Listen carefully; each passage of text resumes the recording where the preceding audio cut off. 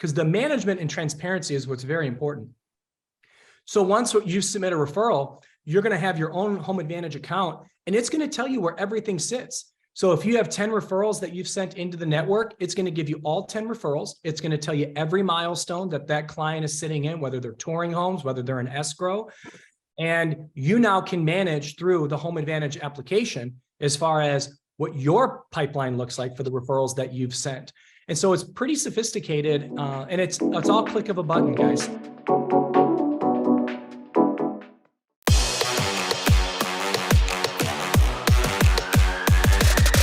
LabCoatAgents podcast. As a real estate agent, you have access to a lot more than the average human does as it relates to real estate properties. And it blows me away as I spend time and talk to real estate agents, how few of them actually invest in real estate. It really blows me away when they don't own their own damn house. Like, that's just unheard of. That should be a prerequisite for having a real estate license. But that's not why we're here today. We're here to talk about investing. We're here to talk about flipping. We're here to potentially set some of you up with a referral partner who does this at a massively high level. And if time permits, we're probably going to get into a little bit of REO conversation. LabCoatAgents, welcome to the show, Pete Reese, the owner of reelvest. Pete, welcome to the show, man. Hey, thanks for being here, and I appreciate that great introduction. Absolutely, man. Yeah. So tell me this. Let's just assume, I just met you literally about a few minutes ago. So I'm going to assume my audience has not met you. So let's start here. Tell us about who you are and what kind of led you to where you are today. Tell us your story. Sure. Well, I guess my real estate story starts in the year 2000. Myself and my wife, we bought our first home. Bought it with an FHA, and we're here in Southern California, San Diego County. Bought it with an FHA loan, so I think the price was $195. So very small down payment, and we held that for about 2 years. Did some renovations myself on the home of some very questionable quality, because I was watching these DIY shows on TV. YouTube wasn't nearly as prevalent back then. No, and I cringed back to thinking of the quality of the work I did, but. Regardless, was still able to sell the property for a profit. I think it was $250,000 is what we sold it for. So ended up with a chunk of money at that closing. And I thought I was a real estate mogul at the time.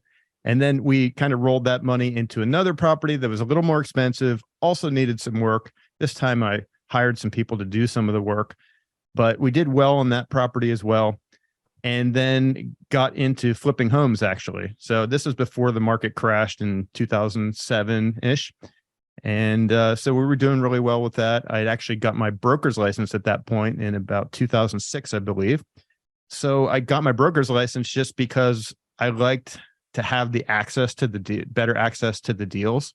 And I was getting all my deals on the MLS, so I would be able to show myself the properties and go make the offers and get the commission myself, all that stuff. So that's why I did it. Market then crashed. We realized flipping homes wasn't the best timing for that.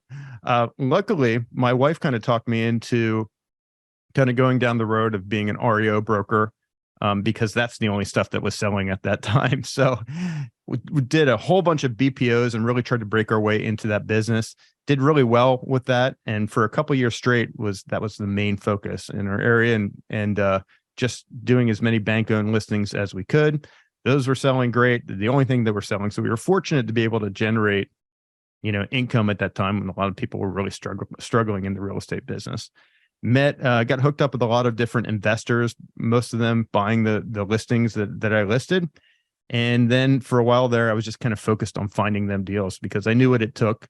As an investor myself, flipping homes, I knew what they were looking for. It was just about the numbers, and I knew how to generate them the deals. So did that for a number of years. We kind of got sidetracked a little bit, and sidetracked in a good way. Started another business with my wife, blogger training and travel blogger training. So we did lots of traveling during that whole time period. And that was a really fun time period, but got a little burnout on that. So I knew that I wanted to get back into real estate, get back into investing, and just started reading some stuff online about people that were flipping land.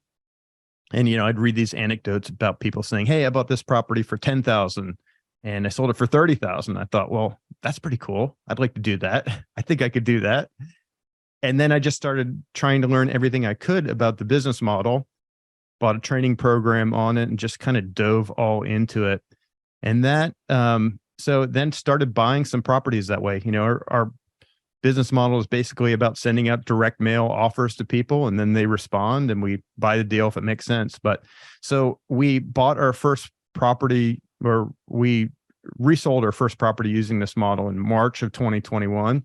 And in that year, we ended up doing about 1.2 million in revenue and about 50% gross profit margin. So on average, the properties that we bought, we were able to double our investment. So that's after commissions and closing costs and everything like that. And then 2022, we ended up at about 3.5 million, and then also just shy of the 50% gross profit margin as well. So, and I think 2023, we should be able to hit 10 million. So we're really trying to scale it as much as we can here. Wow. So, on the ladder there, just off land, or that's a combination of properties as well? that's all land. So yeah, it's all just raw land. And, but I have to clarify that I guess there was a few of them that had kind of old tear down homes on them, but they weren't, it was just land value. Yeah. So, yeah. Wow. We're gonna have to get on the weeds on that. So, yeah. but before we do, I have to ask, that $195,000 house you bought in 2000, what's that house worth today? I think the last time I checked, it was 475, Wow. It was there are areas that appreciated a lot more than what that area is. It's kind of a rural area of San Diego County, but Got it. still Yeah. did pretty well. Yeah. I mean, you said anything that low in today's terms, I just like, yeah, that doesn't it's exist. crazy, right? Yeah. That's amazing. And I'm in here in the Midwest, and that's a normal number here. Right. So that's fascinating. So, okay. So obviously you kind of explained how you got into the investing, and the way you just described it, especially the way you just ended that, it's like here we were 2 years ago, and then last year we did this, and this year we're basically going to triple, essentially, is what you're projecting. It can't be all rainbows and puppy dogs. If it was, we'd all get into it. And I am a living, breathing proof of someone who failed miserably at real estate investing, because I was buying properties 3, 4, 5. Crash happened, got my ass handed to me because I didn't know any better. I just thought, well, everything appreciates. That's what it does. We had never experienced a crash, right? I thought the same thing at the time. Okay. So let's talk a little bit about the cons, because I know there's going to be plenty of pro here, but let's start with the cons. Mm-hmm. Okay. So the major con that is with this business is that you can't get a hard money lender for these properties. These are investment properties, and it's very common on a flip to be able to get a hard money lender, and a lot of times you can even get them to pay for the renovations on the property. In this case, there are no hard money lenders for raw land. So I mean, there might be out there, but I don't think their rates would be that favorable. But so you have to either fund it with cash, your own cash, or you have to bring on a deal partner. Now, a deal partner is not a bad option at all, especially, if you're at the point where you don't have a lot of, cash or resources to invest at that point. So a deal partner, basically, they'll send all the money to close the deal. They'll buy it by sending the money to escrow or the attorney or title company, and then you split the profits when it sells. So you kind of manage the deal and manage the marketing and all that stuff. And then when it sells, you get to split the profit. So it's actually a really good option. You're just not going to make as much money if you bring on a deal partner for every deal. So if you're bringing in a partner, are you giving them some sort of a guarantee on return if the deal goes sideways? Most of the time, it's not. Those contracts aren't written up like that. Most of the time, the deal partner will want to be on the deed, but then you sign a separate agreement with them. It's like a deal partner agreement. So as when the final numbers are in, then you split the profit that's left after the expenses or loss. Or loss. Yeah. I mean, it's pretty rare. I've done over 100 deals. I haven't lost money on any of these deals yet. So there's a couple of them where I've been pretty close. I made $100 on one and 500 on another that I can think of. But for the most part, it's if you're doing your due diligence and you kind of get good at evaluating these properties, you're buying them right. So, you shouldn't be losing money. And most of these deal partners are pretty savvy too. So they're not going to throw their money at something which is questionable. Like they look for deals with that are, an actual deal. So Yeah. for the most part. Almost a slam dunk. So have you completely gone away from buying physical properties and you're just focusing on land now? That's what this business is all about. Yeah. So, I mean, we bought a couple rental properties last year to kind of offset for some tax reasons. We bought a motel property the year before that for tax reasons as well.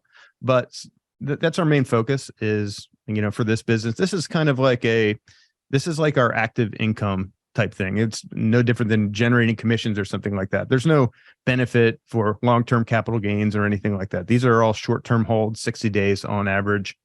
And, so sometimes you have to buy some other properties to kind of offset those gains, which is a good problem to have. So yeah, absolutely. Yeah. And then those properties just become long-term holds. Long-term holds. Yep. Long-term because of depreciation and those sort of things. It really helps. Got it. Yeah.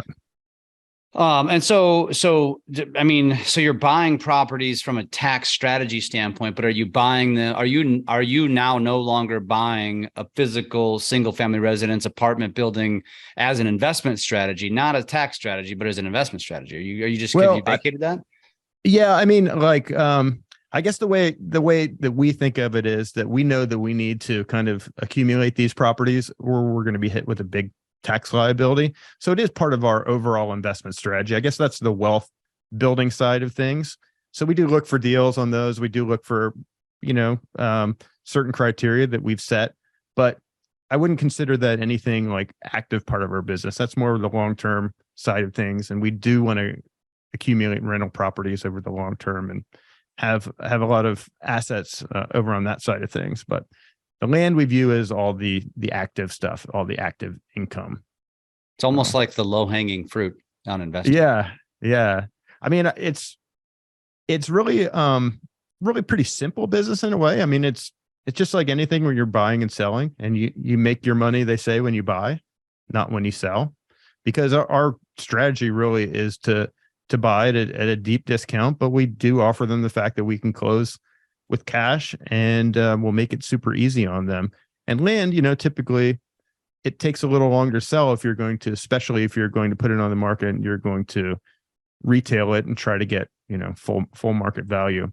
So our strategy to sell things quickly is that we are actually able to resell them at a price that's, below market. First of all, we buy only what we consider to be good properties, and then we price them so they're priced aggressively and they're the best priced thing in the market. So, and that generally is a good combination to sell quickly. Gotcha. And so would you, I guess I want to get into the strategy piece because I think that's what most listeners are going to be interested in. So I want to go back to the cons. You gave me one con.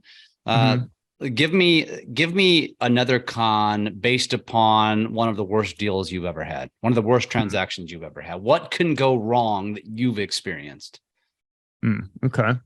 All right. Well, here's a story of one property that we bought in, I believe it was March of 2022, and we actually just sold it in December of 2022. So for me, that's a really long-term hold, and that's way outside of what it should be for this model. Which was what 9 months, 10 months? Yeah, about 9 months, I believe, 270 some days, if my memory serves me.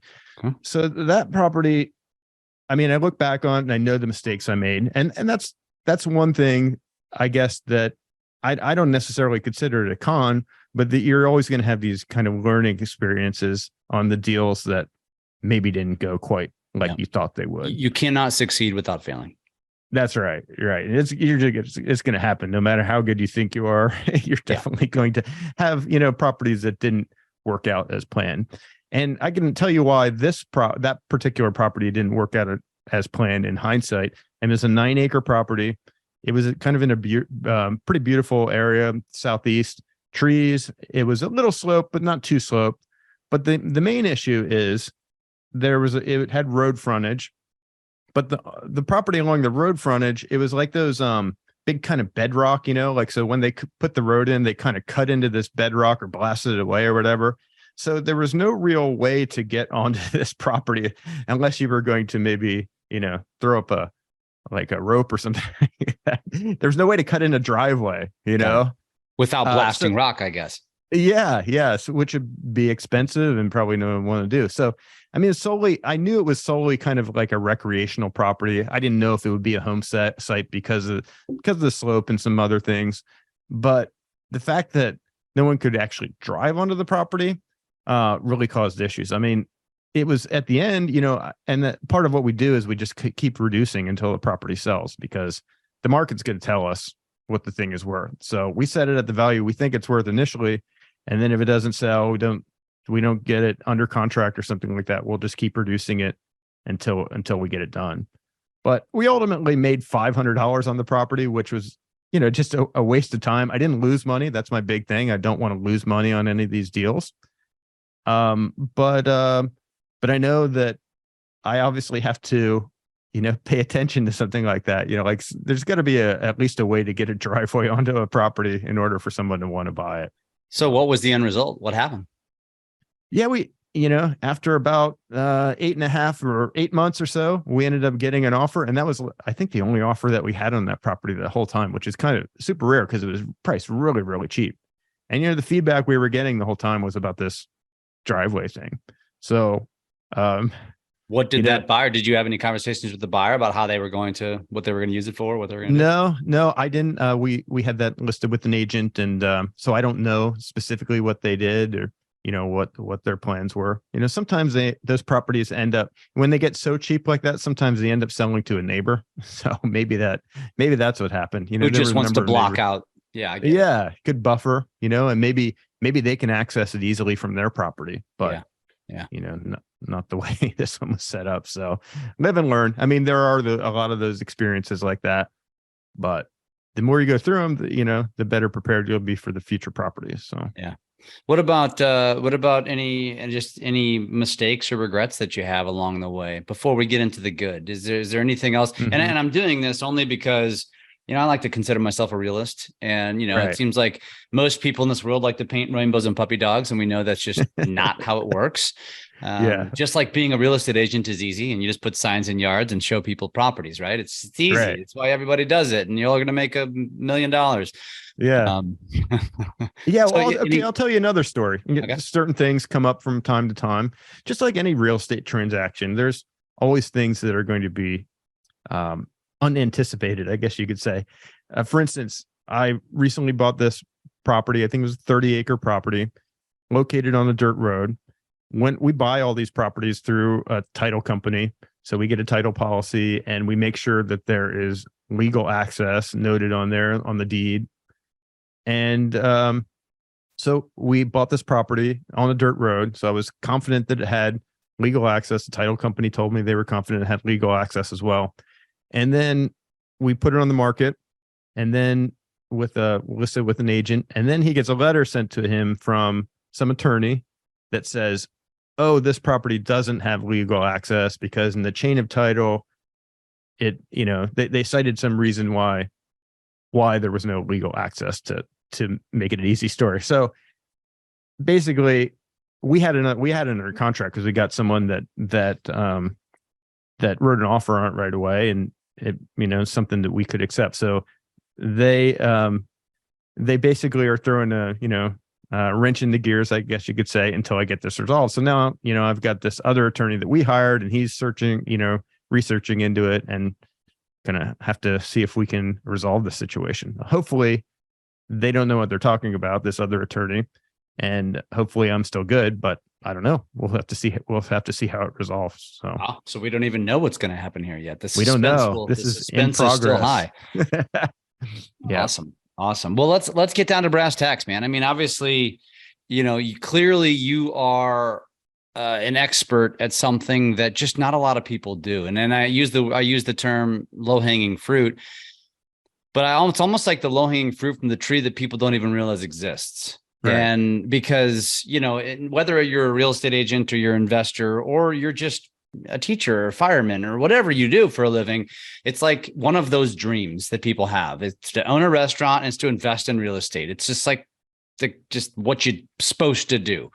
And for whatever reason, I think a lot of people don't even look at this land flipping. And I think honestly, I've done over 200 episodes, and this is a real estate podcast. And I think I've interviewed one other person that's specialized, probably does something very similar to you, which I'm about to find out.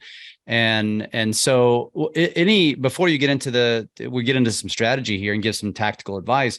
Why do you think that is? Why do you think people don't learn about this or figure this out, or they're fearful of it? Well, why do you think that is? I think a lot of people have the perception that land is all about buying a parcel on the outskirts of some town or some city and thinking someday it's going to be worth a lot more because it's in the path of progress. And that's one model to invest in land. But obviously this model that I'm doing is completely different because it's all about the short-term holds. So, and I had that perception of it as well.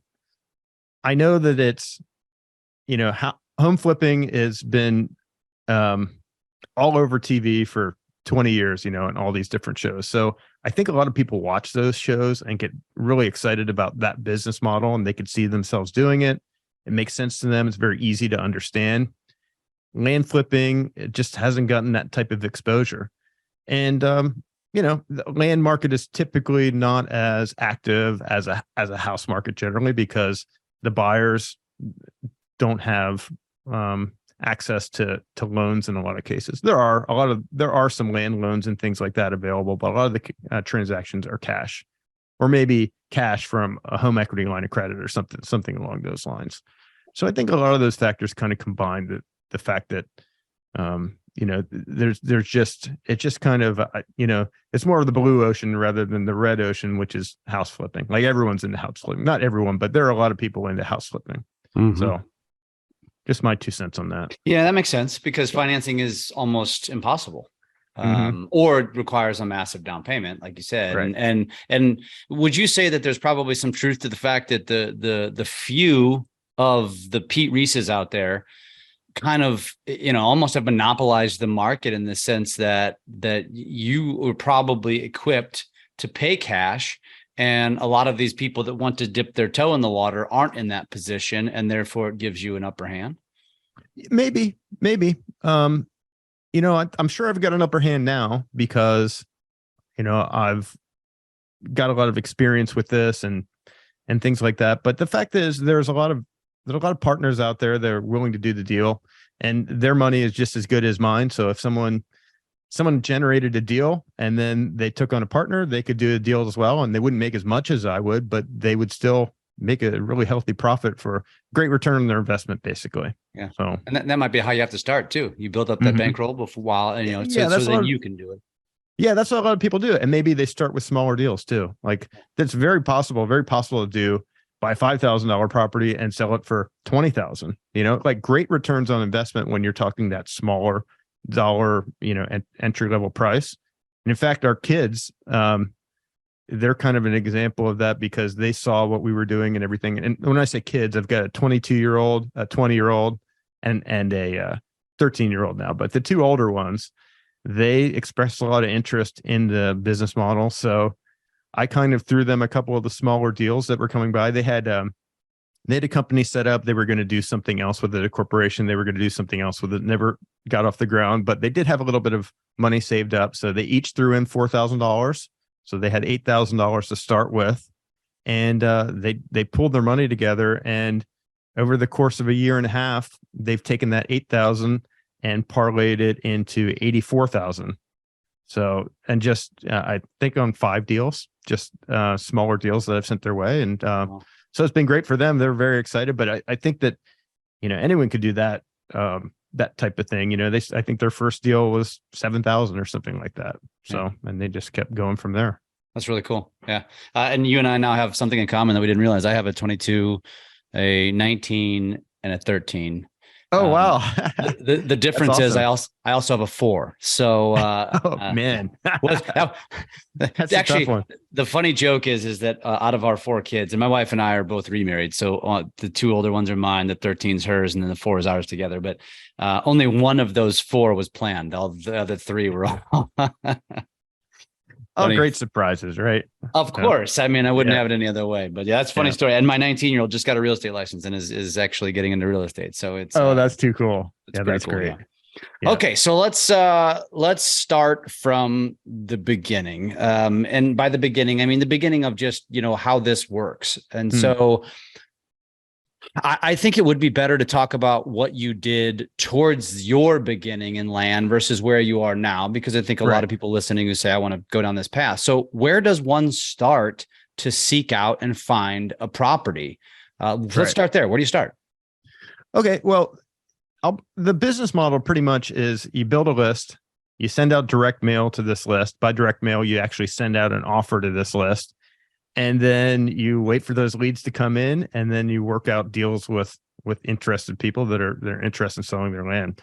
So to build a list, I use a program called it's an app called Data Tree, but it's there's a number of different services out there like that, but that's a first American company, and it allows me to basically take any county in the United States basically and filter it by say for instance I want 2 acres and above.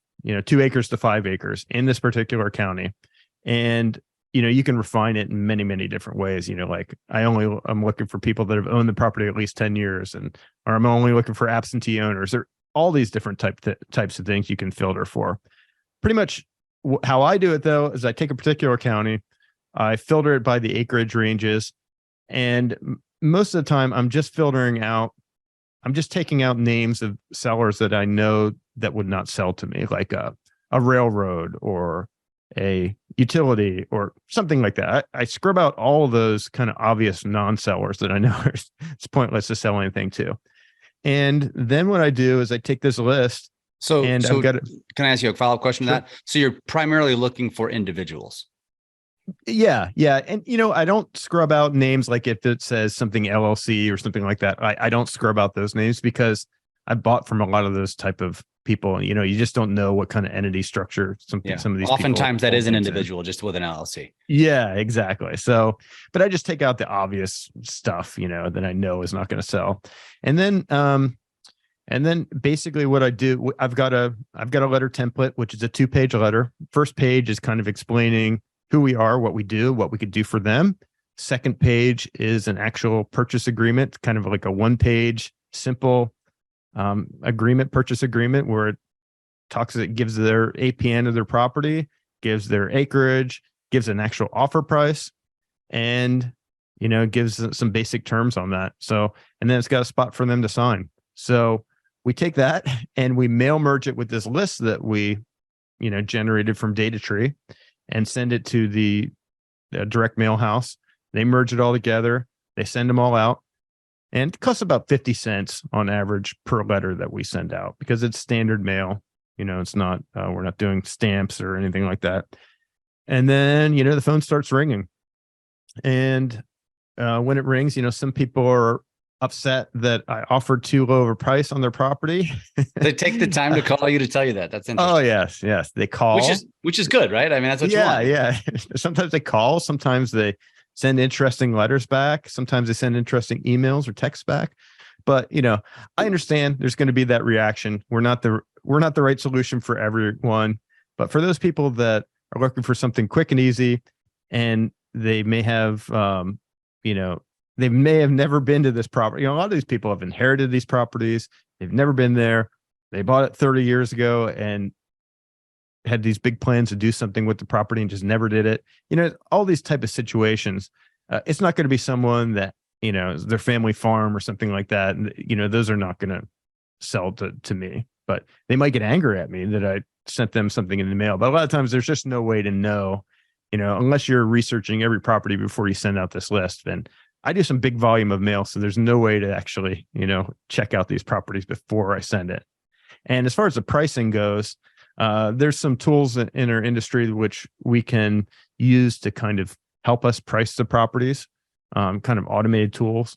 Or the other thing is a lot of these counties have kind of similar pricing, like certain counties we deal with. I know, for instance, that rural land like this kind of goes for about 5,000 an acre on average.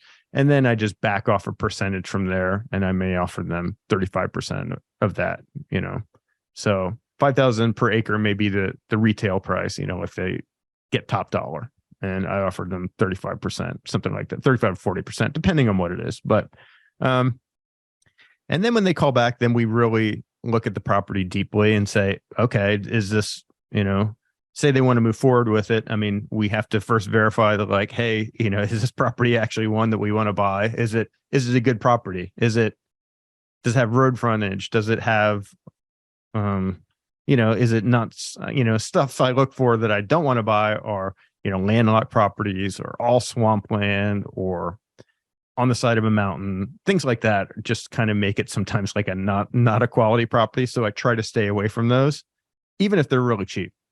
So verify it's good property. And if both parties are kind of on the same page, then we go forward. We close everything through a title company or attorney, whatever that state requires. And then we start a whole due diligence process that kind of kicks off. We send someone out to the property, a photographer, does drone shots as well, but walk the property. We also always work with a local agent or land broker that can give us their opinion on the property as well. So we are big on working with agents in our whole process. And a lot of land investors aren't this way, but I'm kind of a big believer, maybe because it's my background being a broker myself. And I just feel it's very important because we're doing these properties all over the country. And each area is so different. And we work with people that know their area. They're good at what they do. They hopefully have buyers lists. They have when they list a property, there's some credibility that comes with their name. A lot of those things, that benefits of working with a really good agent. And then I don't have to worry about the marketing side at all. I don't have to take those calls, none of that stuff. So the other thing is we pay. Once you establish those relationships, basically. Yeah. I mean, that's like the big thing for us. Like when we can get hooked up with a really good land broker in a particular area, that's awesome for us because that allows us to do more business in that area. And that's our goal. Like we kind of send out test mail to certain areas and things that we think would be good areas. But if we can't find a good local broker or agent to work with in that area, the whole business model kind of falls apart. So it's really key for us to find those good people. They help us value the property, and then we give them the listing on the resale side. Yeah, of course. So back to, okay, so then let's rewind for a second. Like, how do you determine where you're going to go? You were mentioning these counties that you might look in, and then you focus on a county, you send these mailers, or you have an agent in that county. How do you even come to that conclusion? Or, how do you determine that a county is ripe, for example, or that's where you want to invest? Yeah, that's a really good question. The one big thing that we look for is activity. Like, are there land transactions actually happening in that area? And also, we make sure that there's not a glut of inventory as compared to the sales. So there's a couple of tools where you can do this, but one of the just basic metrics that I look at is I'll go on Zillow, and I'll say, I'll do a search because you can search for land on there too. So I might be looking at properties that are land that is 10 acres or above.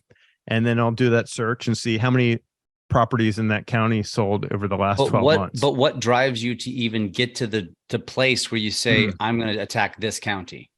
Yeah. We're kind of looking at, I've got certain states in mind that, like for us right now, we've been kind of focusing on the East Coast, like New York down all the way down to Florida. So we've been kind of trying to build different areas there. So that's kind of the thing, so that's kind of the overall thing. And then we look at the data from all these different counties and kind of choose the best ones to mail to. Why did you choose the East Coast?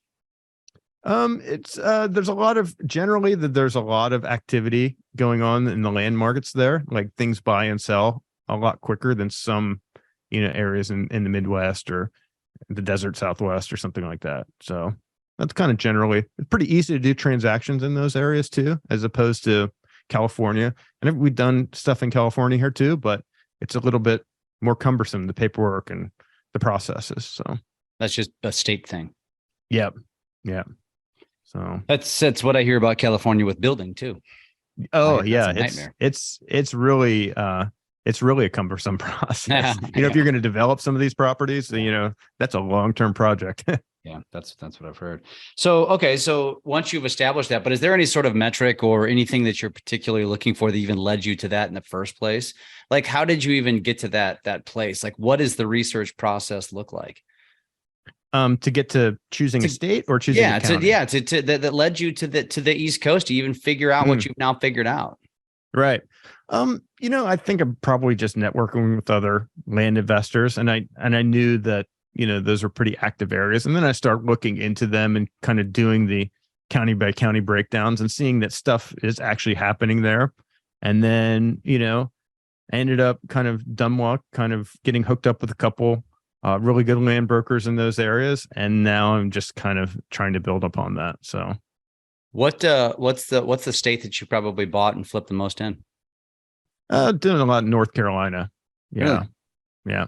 Yeah. That's a good state. A lot of land activity there. So, but what percentage of the properties are sight unseen and you never see them?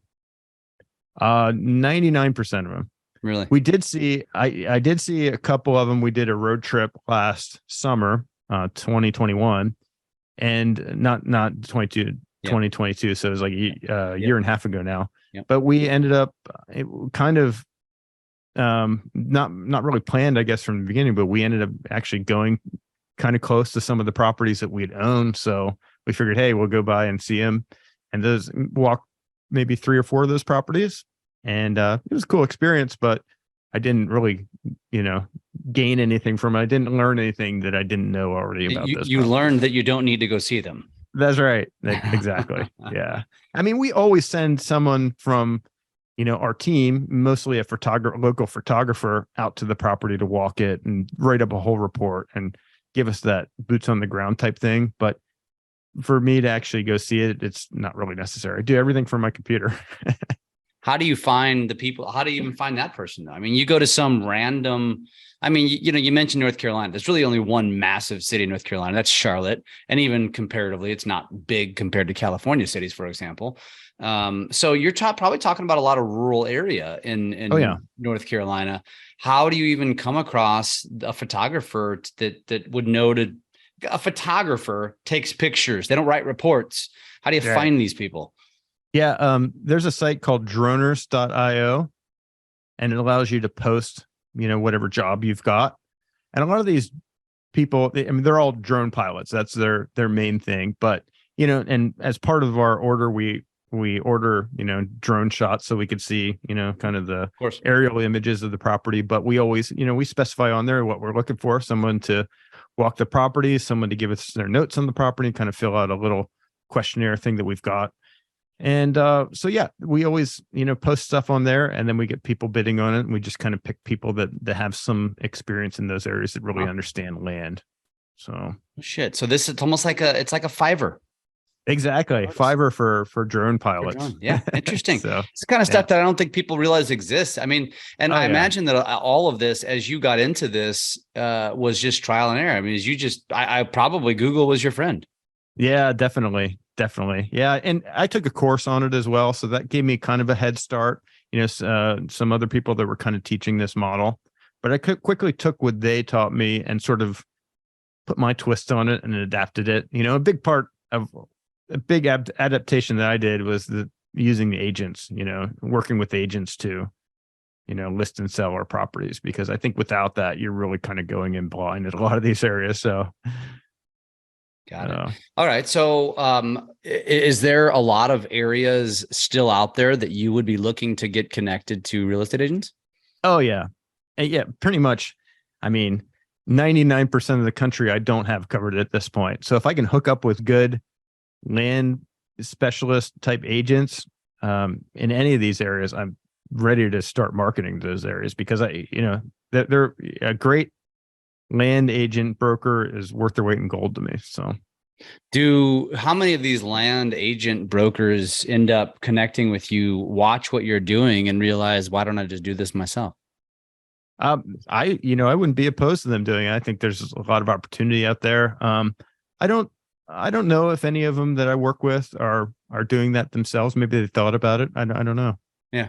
They're just focused on what they're good at. And honestly, making a connection with somebody like you means, tens of thousands, maybe more of commissions. Yeah. And, the one thing I can do is get them a lot of listings, if we connect in an area, so we can get them a lot of listings, and then they'll in turn get a lot of buyers, and hopefully a lot more listings will lead from that. So, yeah. Cause I guess, cause the commission, are you having them represent you on the buy side? No, because they're all off market. They don't represent me on the buy side, but they know the end game. Exactly. I pay them 10% commission.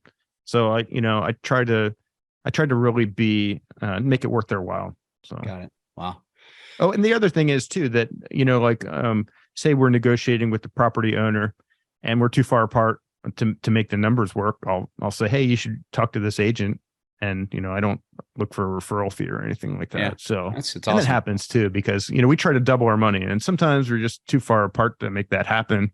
But, it would work if they listed it on the market with an agent. So, yeah. Yeah. And a lot of times they just don't even know where to start, or they haven't even looked into it, or. Yeah, well, they don't, they don't want the hassle. Yeah. So, but if I can connect them with someone good, it kind of make it hassle free for them, then maybe it makes sense. So it makes sense. What would you say is there a majority of owner type, like, they acquired it through a death, or it's, something like that? Is that what would you say you see the most of?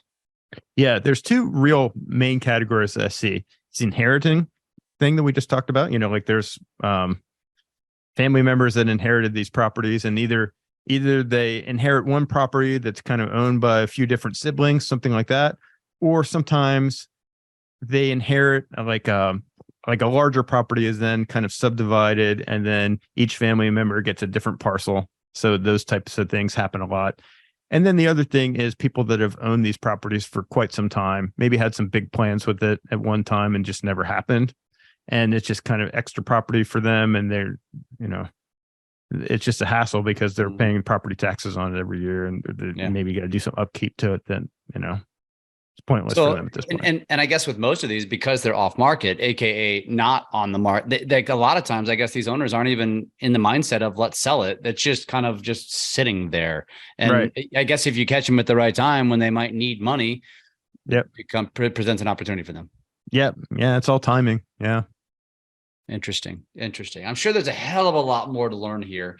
I'm glad that I didn't mention the former piece about, connecting. You said 99% of the country. That's a lot of opportunities. So, the way I presented it in the intro today was, hey, you should be investing. But in reality here, the LabCoatAgents podcast is presenting you with a potential referral partner. So what would you say is reach out to me? Yeah, I was just going to ask you, like, what is, if somebody's listening to this and they're foaming at the mouth saying, how do I get a hold of you?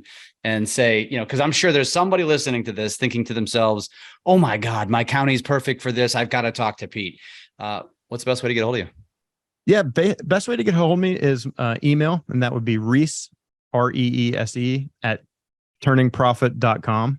So, that's the best way to get a hold of me.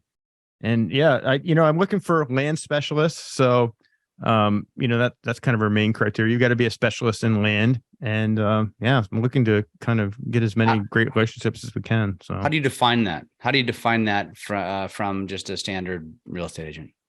Yeah, I guess it's just their main focus. Obviously, a lot of land specialists also do homes and things like that as well. But, I just need someone that's really knowledgeable. And, it seems like in a lot of areas that I deal with, they kind of fall into two categories, whether residential or land specialists. So got it. That's kind of what we look for.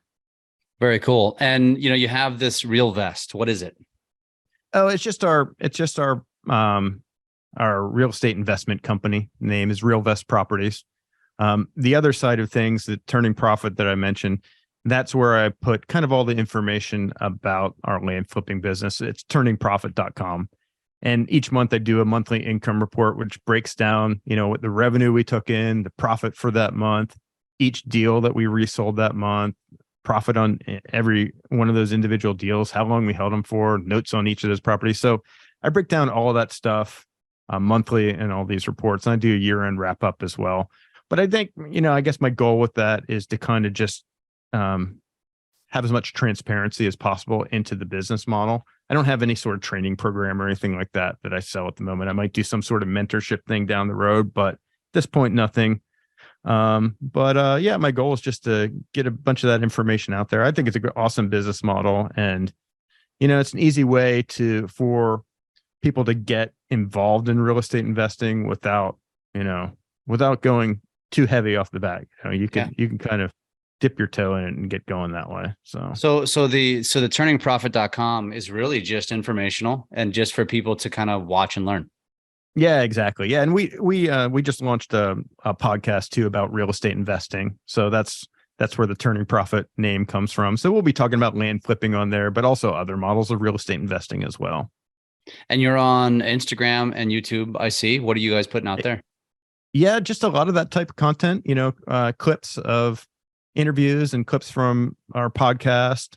And, we put all our income reports on there as well. I do a video piece of that as well as the written piece. So yeah, love it, stuff man. We can get out there. So you are a rare breed that, it's usually someone who actually is an agent of some kind, or somebody, or a coach, or somebody selling something on the back end. And it, you're one of those rare breeds that is none of the above. You're just trying to sell. to make the world a better place and probably make more connections, I guess, huh?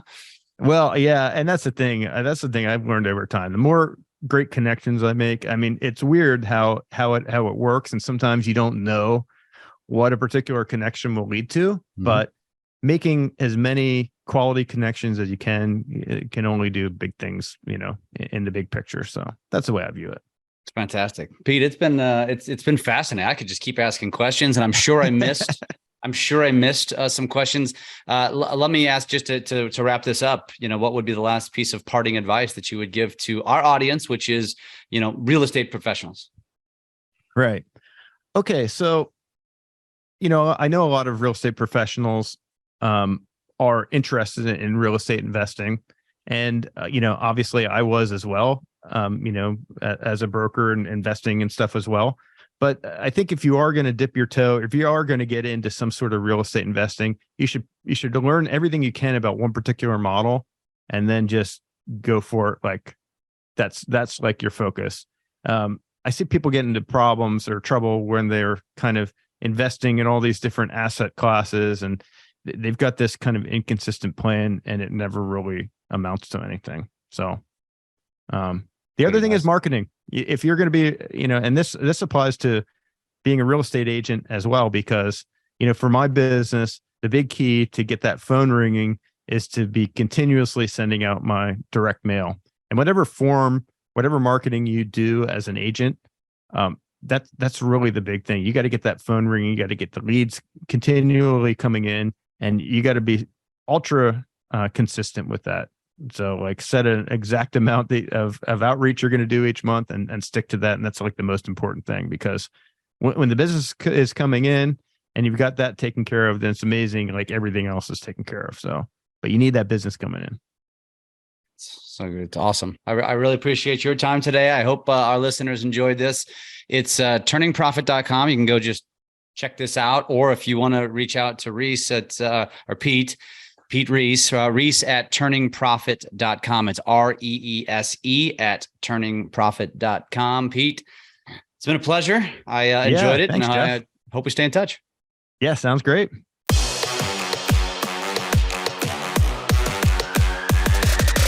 LabCoatAgents Podcast.